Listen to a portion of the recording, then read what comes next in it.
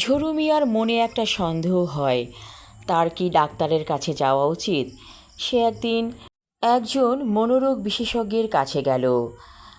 সেখানে অনেক মানুষের ভিড়। ঝুরু মিয়া বসে আছে, কখন তার ডাক পড়বে। তারপর ডাক পড়ল ঝুরু মিয়ার। ডাক্তারের চেম্বারটা অনেক সুন্দর, চারপাশে নীল পর্দা দেয়া, নীল রং প্রশান্তির রং।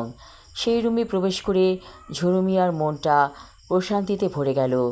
ডাক্তার বলল, আপনি কি খাওয়া দাওয়া করেছেন? মুখটা এমন শুকনো লাগছে কেন? ঝুরু মিয়া বলল, আমি দুপুরে কিছু খাইনি, খুব টেনশনে ছিলাম, যার কারণে আপনার চেম্বারে চলে এসেছি এবং অনেক ভিড় দেখে ভাবলাম কখন আমার ডাক পড়ে। ডাক্তার বলল, আপনার তো উচিত ছিল ভিড় দেখে খেয়ে আসা, কারণ আপনার সিরিয়াল অনেক নিচে ছিল। ঝুরু মিয়া বলল, আসলে আমি অনেক টেনশন করছিলাম যদি আমার সিরিয়াল মিস করি। ডাক্তার বলল, আমার কাছে কষা গরুর মাংস আর ভাত আছে, চলুন দুজনে সাবার করি। এই কথা শুনে ঝুরু মিয়ার জিভে জল এসে পড়ল।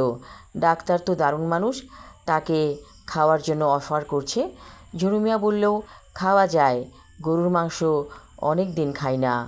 ডাক্তার দুটো প্লেট ভরে ভাত আর গরুর মাংস নিল। ঝুরু মিয়াকে বলল, ওই যে বেসিন আছে, হাত ধুয়ে আসুন। ঝুরু মিয়া হাত ধুয়ে গপাস গপাস করে খেতে লাগলো। ডাক্তারও খাচ্ছে মহা সুখে। খাওয়া দাওয়ার পর্ব শেষ হতেই ডাক্তার সাহেব ফ্লাস্ক থেকে 2 কাপে চা ঢাললেন। একটি কাপ এগিয়ে দিলেন ঝুরু মিয়ার দিকে। ঝুরু মিয়ার মনে হচ্ছে এত তৃপ্তি করে অনেক দিন পর খেলেন। জাহানারা অনেক স্বাদের গরুর মাংস রান্না করত। জাহানারা মারা যাওয়ার পর মাঝে মাঝে তিনি হোটেলে গরুর মাংস দিয়ে ভাত খেতেন, কিন্তু সেই স্বাদ ভালো ছিল না। ডাক্তার সাহেবের আনা গরুর মাংস অনেক সুস্বাদু। ঝুরু মিয়া বলেই ফেলল, অনেক দিন পর আমি তৃপ্তি করে ভাত খেয়েছি। চা খেতে খেতে ডাক্তার জিজ্ঞেস করল, আপনার সমস্যার কথা বলুন। ঝুরু মিয়া সব কিছু ডাক্তারকে খুলে বলল। ডাক্তার বলল, বাড়িটা কার নামে? ঝুরু মিয়া বলল, আমার নামে। তাই নাকি? আপনার স্ত্রীর নামে অংশ আছে? ঝুরু মিয়া বলল, না, পুরোটাই আমার নামে। ডাক্তার বলল, এই ঘটনাগুলো ঘটাচ্ছে আপনার ছেলে।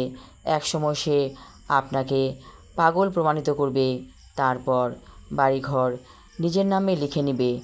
ঝুরু মিয়া অবাক হয়ে বলল, তা কী করে সম্ভব? ডাক্তার বলল, সবই সম্ভব। আজকাল ছেলেদের বিশ্বাস নেই।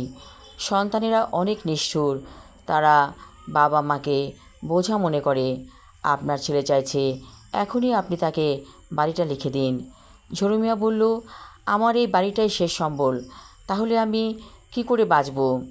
ডাক্তার সাহেব বললেন, আপনি আপনার ছেলের সাথে অভিনয় করবেন, ভাব করবেন আপনি আসলেই রোগী, কিন্তু ত্বকে ত্বকে খেয়াল রাখবেন ছেলেকে। আর যে বললেন আপনার ছেলের ঘরে মেয়ে ছেলের কণ্ঠ পেয়েছেন, কথাটা পুরোপুরি সত্য। আপনার ছেলে একটি বাজে মেয়ের পাল্লায় পড়ে গেছে, সেই মেয়েটি তাকে এই ধরনের কুসল্লা দিচ্ছে। ঝুরু মিয়া অবাক হয়ে ভাবল, সেই ছেলে পুতুলের মতো ছিল একদিন, ছোটোবেলায় কোলে নিলে হিসু করে ফেলত। কবে ছেলে বড় হয়ে গেল, আর আজ ছেলে তার শত্রুপক্ষ হয়ে দাঁড়িয়েছে বাবার সামনে। আমি আমার লেখা ছোট গল্প সাতকাহন পর্ব 2 পড়লাম। পরবর্তী অংশ থাকবে আগামী পর্বে। ধন্যবাদ।